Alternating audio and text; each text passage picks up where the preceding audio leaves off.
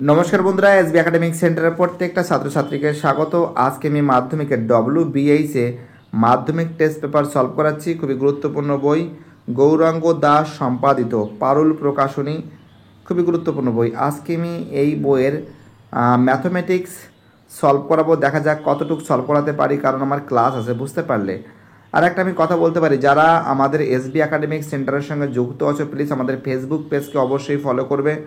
আমাদের ফেসবুক পেজের সজল ভট্টাচার্য, তো দেখো উপরে দেখতে পাচ্ছ, এটাকে অবশ্যই ফলো করবে। ঠিক আছে, কি বলছি বুঝতে পারছো? আজকে পেজ নম্বর, তো দেখো একটু দেখাচ্ছি তোমাদের দ্বারাও। আজকে পেজ নম্বর তোমাদের কিন্তু যেটা সলভ করানো হচ্ছে সেটা কিন্তু C15। ঠিক আছে, C15 পেজ নম্বরটা সলভ করানো হচ্ছে।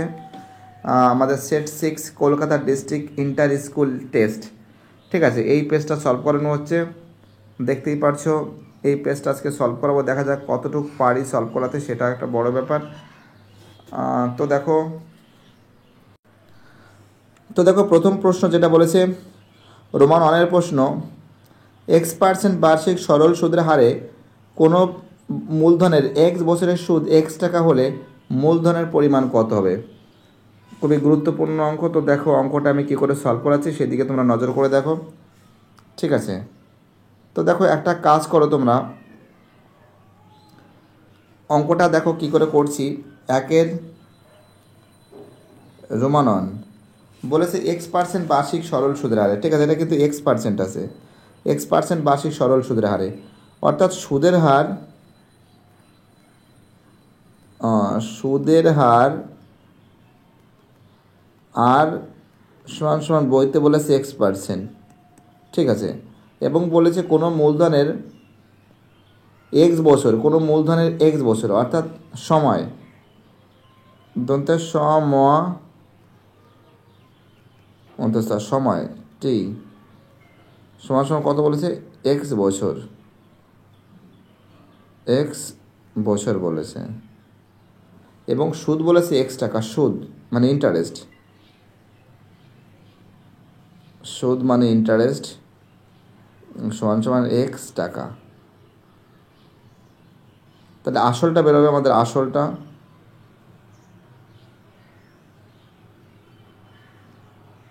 সমান সমান কী আছে? পি এর মানটা কিন্তু আমাদের বেরোবে, তাই তো। পি সমান সমান কী আছে? পি সমান সমান আছে ইন্টারেস্ট মাল্টিপ্লাই 100 আর আর মাল্টিপ্লাই টি। ইন্টারেস্ট কত আছে, একটু কালার পরিবর্তন করে নিচ্ছি, দেখো একটু ব্ল্যাক কালার নিই। হ্যাঁ, ইন্টারেস্ট কত আছে? ইন্টারেস্ট আছে কিন্তু X টাকা, X গুণ 100। আর কত আছে? আর কিন্তু আছে X আছে, আরও X বসিয়ে দিলাম। এবং টি কত আছে? টিও কিন্তু সময়, কিন্তু এটাও X বছর আছে, X। তো X যদি আমি কেটে দিই তাহলে কী থাকছে? 100/X থাকছে, 100 কী থাকছে? X টাকা থাকছে। খুবই গুরুত্বপূর্ণ অঙ্ক, most important, most vital. Answer হবে সি এর অ্যান্সার। অ্যান্সার কী হবে? সি এর অ্যান্সার। ওকে, চলো আমাদের পরের প্রশ্ন কি বলেছে দেখা যাক, ফটাফট করে সলভ করে দেওয়ার চেষ্টা করছি আমরা। তো দেখো রোমান 2 এর প্রশ্ন বলেছে, এ একটি ধনাত্মক সংখ্যা, A:27/64 সমান সমান 3/4 হলে এর মান কত হবে? খুবই গুরুত্বপূর্ণ অঙ্ক, মোস্ট ইম্পর্টেন্ট, মোস্ট ভাইটাল। আর প্রত্যেকটা ছাত্রছাত্রী যেভাবে সাপোর্ট করছো সেটাই সব থেকে আমার কাছে একটা বড় ব্যাপার। এখানে বলেছে, দেখো অঙ্কটা কী আছে, A:27/64 সমান সমান 3/4 এখানে 1 বসালাম, এটাও 1 বসালাম, বা A/1 গুণ উল্টে যাবে 64/27 সমান সমান 3/4 গুণ 1/A। তাহলে কী হবে? এখানে হবে 64, 64A/27 সমান সমান 3/4a, তাহলে কী হবে 64a গুণ 4a সমান সমান 27 গুণ 3। এটা গুণ করলে হবে 4 4 16, 16 6 থেকে 1, 4 4 24 আর 1 25, 256 a স্কোয়ার সমান সমান 81, তাই তো 256 স্কোয়ার সমান সমান 81। তাহলে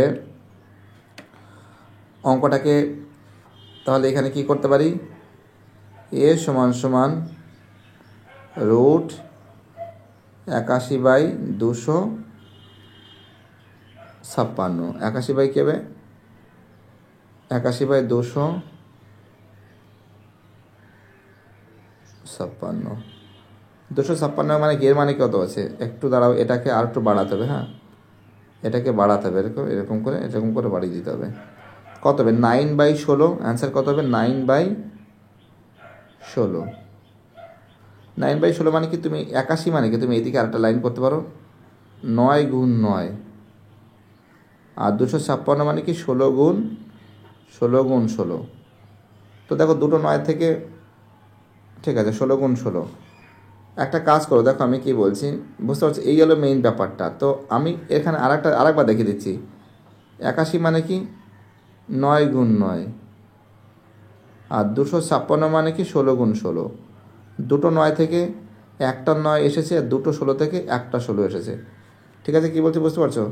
খুবই ইম্পর্টেন্ট অঙ্ক, খুবই ভাইটাল অঙ্ক বলে আমি মনে করি, বহুত ইম্পর্টেন্ট প্রশ্ন।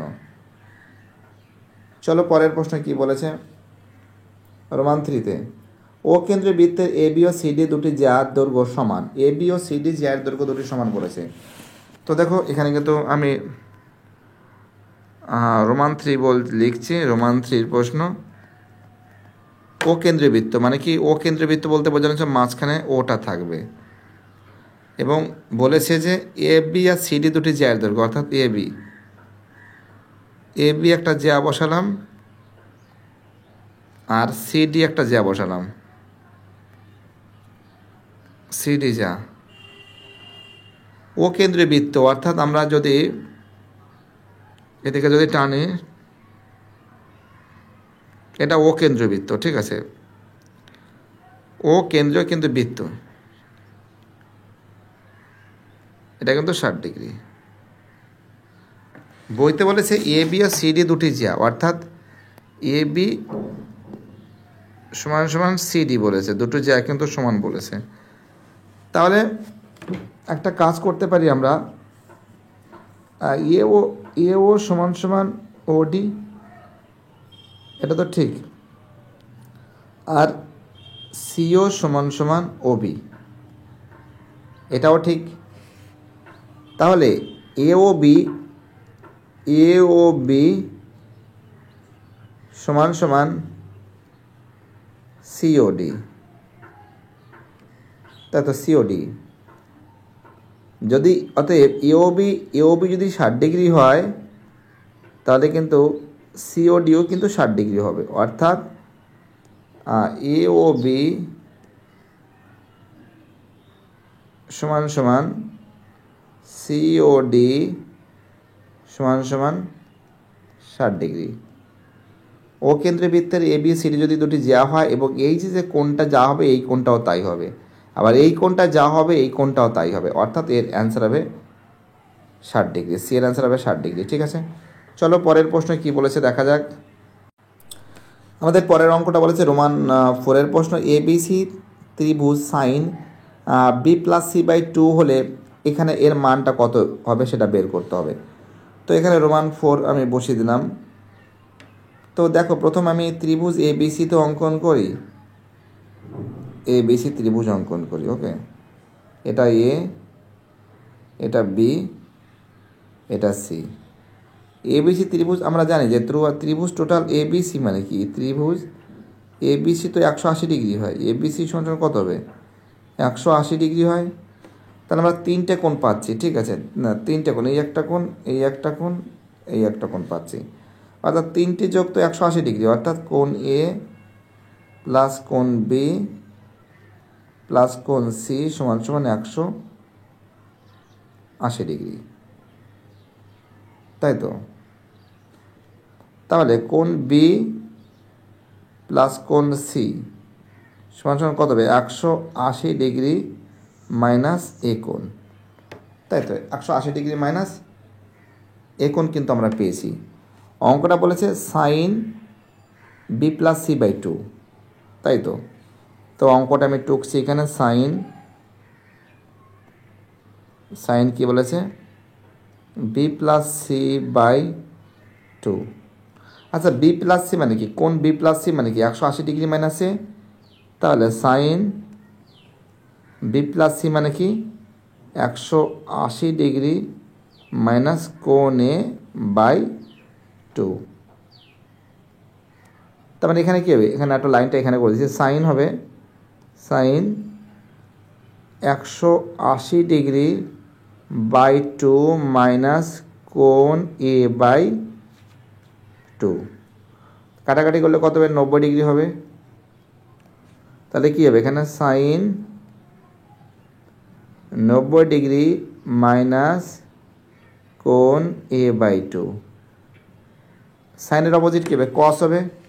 কী হবে? সাইনের অপোজিট কী হবে? কস হবে। তাহলে কস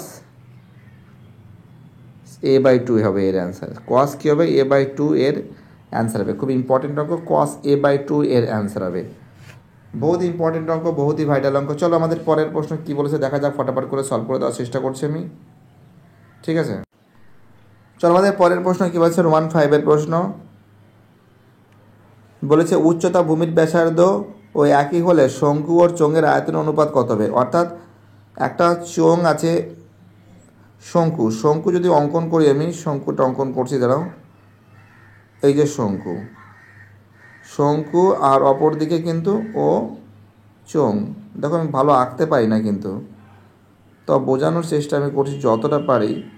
ভালো আঁকা হয় না, আর এখানে আঁকাটা বহুত মুশকিল হয়, পেন দিয়ে করছি তো। তো এর যে উচ্চতা বলেছে, অর্থাৎ ওর উচ্চতার ব্যাসার্ধ, অর্থাৎ এরও যা আর হবে এরও তা আর হবে, এরও যা এইচ হবে এরও তা কিন্তু এইচ হবে, সেম বলেছে। অর্থাৎ এটা ব্যাসার্ধ বলেছে একই, ঠিক আছে, আর এটা উচ্চতা বলেছে সেম, এটা উচ্চতা। আর এটা তো জানো চোঙ আছে, এর বোঝানোর কোনো প্রশ্নই ওঠে না। আর এটা কী আছে? শঙ্কু আছে, এটা শঙ্কু আছে। তো এটা যদি থাকে তাহলে এর আয়তন অনুপাতটা কী আছে? দেখো এটি কিউব করে দিচ্ছি অ্যাকর্ডিং টু কোশ্চেন, অ্যাকর্ডিং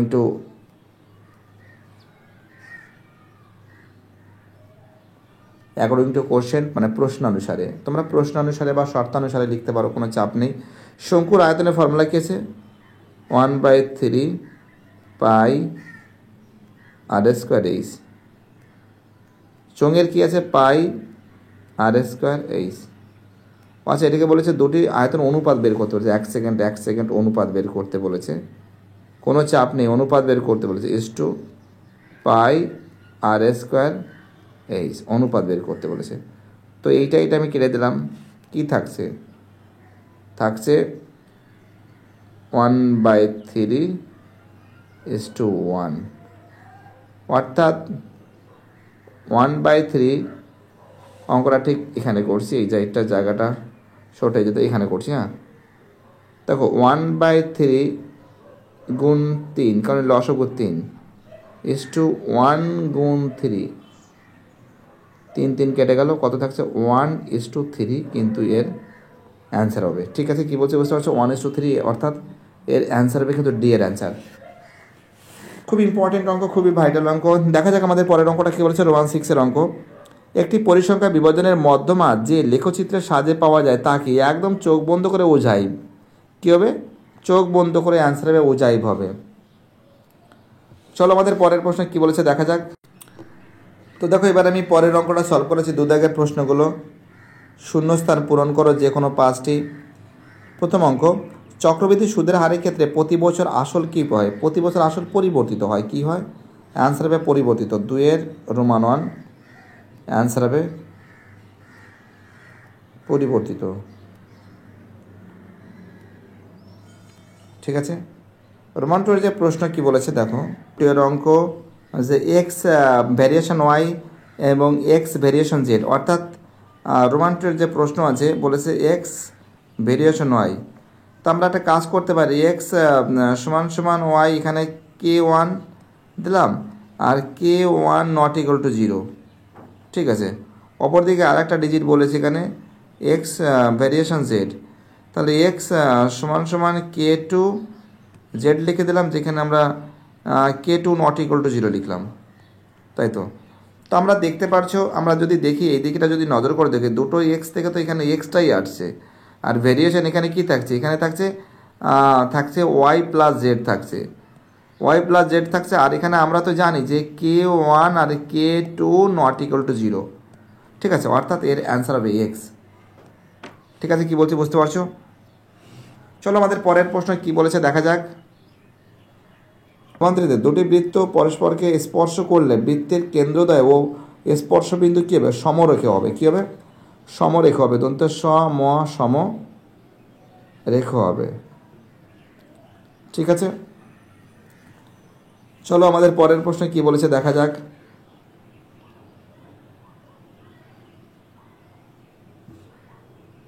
পরের প্রশ্ন বলেছে আমাদের রোমান 4 এর প্রশ্ন, রোমান 4 কি বলেছে, ষষ্ঠিক পদ্ধতিতে 1 রেডিয়ানের সমান কত হবে। তো এইগুলো কিন্তু অনেকবার কিন্তু আমি বুঝিয়েছি তোমাদের ষষ্ঠিক পদ্ধতিটা। আমরা কি জানি 1 ডিগ্রি সমান সমান কত হবে, 180/পাই।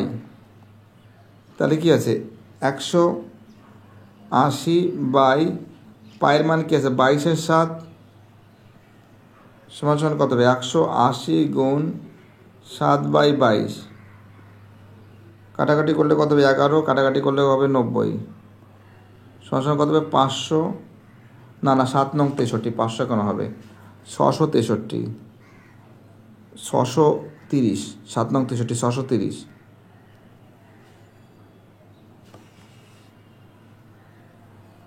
তো দেখো এবার আমি তোমাদের রোমান 4 এর প্রশ্নটা সলভ করবো। ষষ্ঠিক পদ্ধতিতে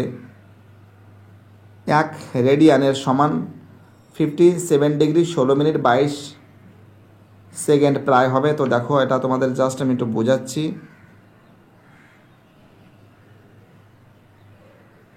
কী করে অঙ্কটা করতে হয়, ঠিক আছে। 1 ডিগ্রি সমান সমান 180/পাই, 180 পায়ের মান 22/7 সমান সমান কী হবে, 180 গুণ 7/22, কাটাকাটি করলে সে 11, এখানে এটা 22 আছে, হ্যাঁ এটা 22 আছে, ওকে ভালো করে দেখো বোঝা যাচ্ছে না, 22 আছে এটা। কাটাকাটি করলে কত আছে, 11 হচ্ছে, আর এখানে কাটাকাটি করলে কত হচ্ছে, 90 হচ্ছে। অর্থাৎ আমরা দেখতে পাচ্ছি অ্যান্সার হবে 630, 630/11। করতে পারো, কাজ করতে পারো। 5 11 55, ঠিক আছে, 5 হলে 13 হবে, কত হবে 8 হলে 80 হবে, তাই তো 7 দিয়ে হবে, 7 11 77, এটা কত হবে 3 হবে, পয়েন্টের 0, 11 দুগুণি 22, 11 দুগুণি 22 কত হবে 8 হবে, আবার 0 হবে, আবার 7 দিয়ে যাবে, 7 দিয়ে গেলে হবে 77 হবে, আবার 3 হবে, পয়েন্টে 0 হবে, 11 দুগুণি 22 হবে, আবার 8 হবে। অর্থাৎ আমরা দেখতে পাচ্ছি যে 57.272। তো দেখো এটা 5-এর থেকে কমই আছে, তার মানে এর সঙ্গে 1 যোগ হবে না, অর্থাৎ 57.27, ঠিক আছে, এটা কিন্তু এত প্রায়। ওকে, কি বলছে বুঝতে পারছো? পরের অঙ্কটা কি বলেছে দেখা যাক। শোনো আমাদের পরের প্রশ্ন কি বলেছে, রোমান 5 এর প্রশ্ন। রোমান 5 এর প্রশ্ন বলেছে একটি লম্ববৃত্তাকার শঙ্কুর আয়তন ভি ঘন একক, ভূমিতলের ক্ষেত্রফল এ বর্গ একক হলে উচ্চতা কত হবে। একটি লম্ববৃত্তাকার শঙ্কুর আয়তন, দেখো একটা কাজ করি, আর লম্ব বৃত্তাকার শঙ্কুর আয়তন ভি দ্বারা প্রকাশ করা হয়েছে, সমান কি আছে 1/3 পাই আর স্কোয়ার এইচ ঘন একক। না লিখলেও চলে, কারণ ভি দ্বারা প্রকাশ ঠিক আছে, কোনো ব্যাপার না। ভূমির ক্ষেত্রফল, ভূমির যে ক্ষেত্রফল আছে, এ যদি শঙ্কু যদি হয় এটা ভূমি হয়, শঙ্কু যদি হয় এই যে শঙ্কুর যে আয়তন এটা এর টোটাল আয়তনটা বের করেছি। এবার ভূমি যে বৃত্ত আছে এর বৃত্তের কি আছে ক্ষেত্রফল, তাহলে ভূমির ক্ষেত্রফল, ভূমির ক্ষেত্রফল ফর্মুলা কী আছে, ভূমির ক্ষেত্রফলের ফর্মুলা কী আছে পাই আর স্কোয়ার বর্গ একক, বর্গ একক। তাহলে একটা জিনিস তোমরা নজর করে দেখতে পারো যে এখানে বলেছে ভি সমান সমান বলেছে 1/3 পাই আর স্কোয়ার এইচ।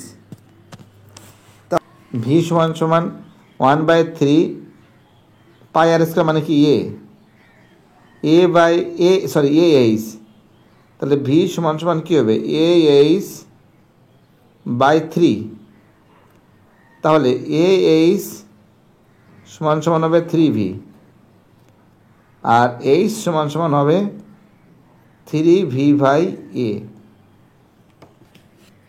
ঠিক আছে, কী বলছে বুঝতে পারছো, খুবই গুরুত্বপূর্ণ অঙ্ক, মোস্ট ইম্পর্টেন্ট অ্যান্সার কিন্তু এটা হবে। চলো পরের প্রশ্ন কী বলেছে দেখা যাক, ফটাফট করে সলভ করে দেওয়ার চেষ্টা করছি আমি। তো দেখতেই পারছো আমাদের পরের অঙ্কটা রোমান 6-এর অঙ্ক, যৌগিক গড় মধ্যমা সংখ্যাগুরু মান কী হবে কেন্দ্রীয় প্রবণতা মাপক। ঠিক আছে, এটা কেন্দ্রীয় হবে। 3 রোমানন বলেছে ABC এর মূলধন অনুপাত 1/6:1/5:1/4 হলে লভ্যাংশ বন্টনের অনুপাত 4:6:5 হবে। একটু চেক করে দেখি। হ্যাঁ, তো দেখো A:B:C 1/6:1/5:1/4।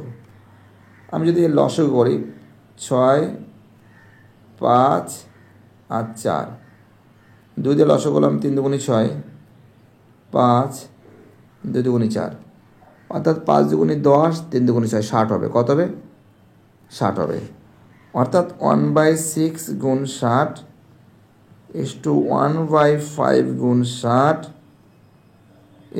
1/4 গুণ 60। একটু কালারিং পরিবর্তন করে দিচ্ছি। 6 10কে 60 10, 5 12 60 12, 4 15 60 15, অর্থাৎ 10:12:15, অর্থাৎ এর অ্যান্সার এটা হবে। অর্থাৎ এটা কি আছে মিথ্যা আছে। ওকে, কী হবে এটা মিথ্যা আছে। ওকে, চলো আমাদের পরের প্রশ্ন কি বলেছে দেখা যাক, নেক্সট কোশ্চেন। ওকে, চলো আমাদের পরের প্রশ্ন বলেছে রোমান 2 এর প্রশ্ন, বলেছে x² + x + 1 = 0 সমীকরণের বীজদ্বয় কি বাস্তব? না, দেখেই বুঝতে পারছো বীজদ্বয় বাস্তব নয়। সমীকরণের বীজদ্বয় কি বাস্তব? সমীকরণের বীজদ্বয় বাস্তব নয়। ঠিক আছে, আমরা তো জানি এই অঙ্ক তো তোমরা শিখেছো যে b² - 4ac = 0। তা তো এখানে কি আছে x² + x + 1 = 0, অর্থাৎ এখানে x এর মান এটা a এটা b এটা c, মানে কি a1 b1 c1 হবে, অর্থাৎ b² - 4 গুণ 1 এর মান c, এর মান এর মান কি আছে, এর মান 1 আছে আর c এর মানও 1 আছে, অর্থাৎ 1 - 4 - 3। তো দেখতেই পারছো -3 এটা কি হবে, এটা কিন্তু বীজদ্বয় বাস্তব নয়, এটা মিথ্যা আছে, ফলস আছে। ওকে, চলো আমাদের পরের প্রশ্ন কি বলেছে দেখা যাক। পরের প্রশ্ন বলেছে 3 দাগের, দুটি ত্রিভুজের অনুরূপ কোণগুলি সমান হলে ত্রিভুজ দুটি সদৃশ ত্রিভুজ। একদম ঠিক, ত্রিভুজের দুটি অনুরূপ কোণগুলি যদি সমান হয়, মনে করো এই একটা ত্রিভুজ, রোমান 3 প্রশ্ন, মনে করো এই একটা ত্রিভুজ ABC লিখলাম ABC, আর এইদিকে আর একটা ত্রিভুজ লিখলাম আচ্ছা ডি ই এফ একটু বড় হয়ে গেছে, একটু ছোটো করা উচিত ছিল। ঠিক আছে, এরকম করে রাখলাম ডি ই এফ।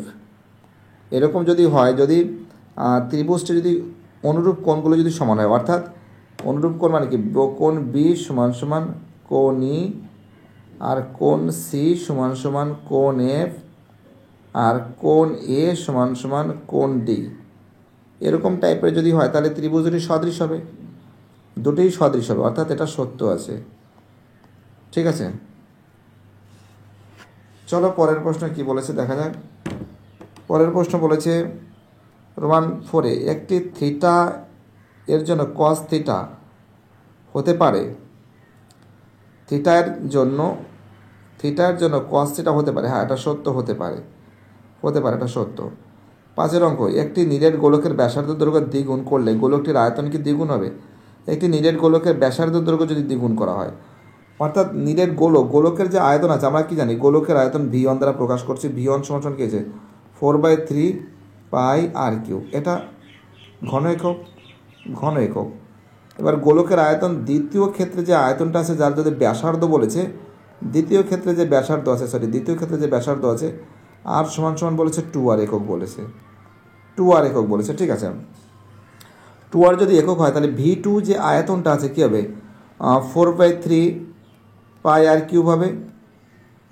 এত ঘন একক হবে, তো 4/3 পাই, আর এর মান তো বলেছে 2r বলেছে, 2r এর মাথায় কিউব, অর্থাৎ 4/3 পাই ইন্টু 8r কিউব হয়ে যাচ্ছে।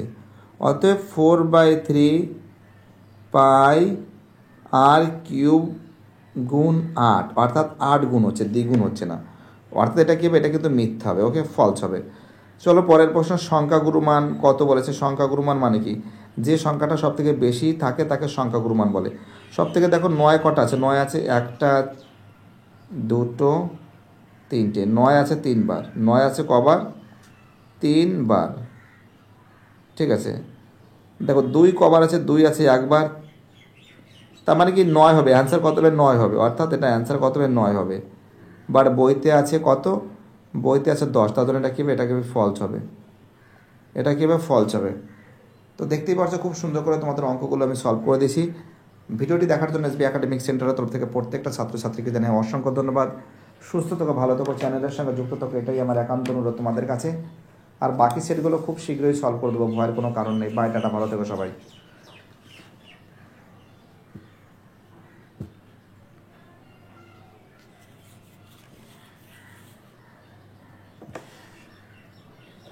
ভিডিওটি দেখার জন্য এসবি একাডেমিক সেন্টারের তরফ থেকে প্রত্যেকটা ছাত্রছাত্রীকে জানাই অসংখ্য ধন্যবাদ। সুস্থ থাকো, ভালো থাকো, চ্যানেলের সঙ্গে যুক্ত থাকো, এটাই আমার একান্ত অনুরোধ তোমাদের কাছে।